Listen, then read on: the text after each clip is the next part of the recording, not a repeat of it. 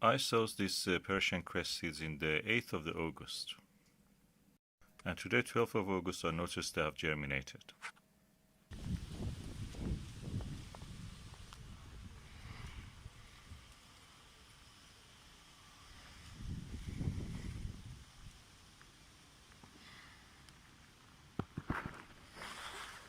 This is the seeds of the Persian cress that I sown a few days ago.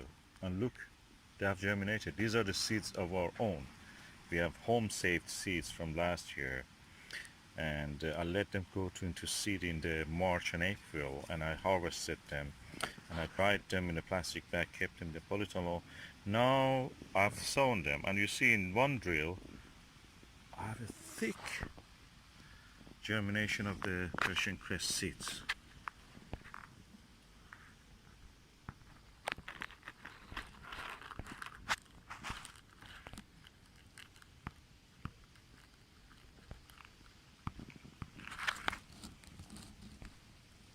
And to prove that this was useful actually to go for slug pellets, I found the slugs and the snails, and they were dead. So if the slug comes and eat this tiny seedling, that's it, it's finished. It's nothing. And so it was a good idea to actually come and sow some slug pellets. So this way we saved some of our seedlings, and we will see how the rest will do. I have here some I think this must be the spinach, and this row which you see is germinated here is the lettuces.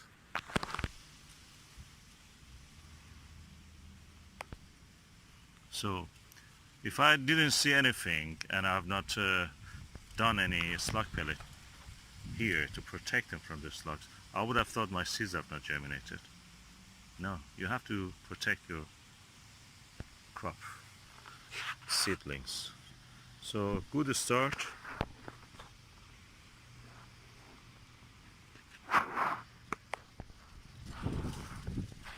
Tiny seedlings, pinhead size.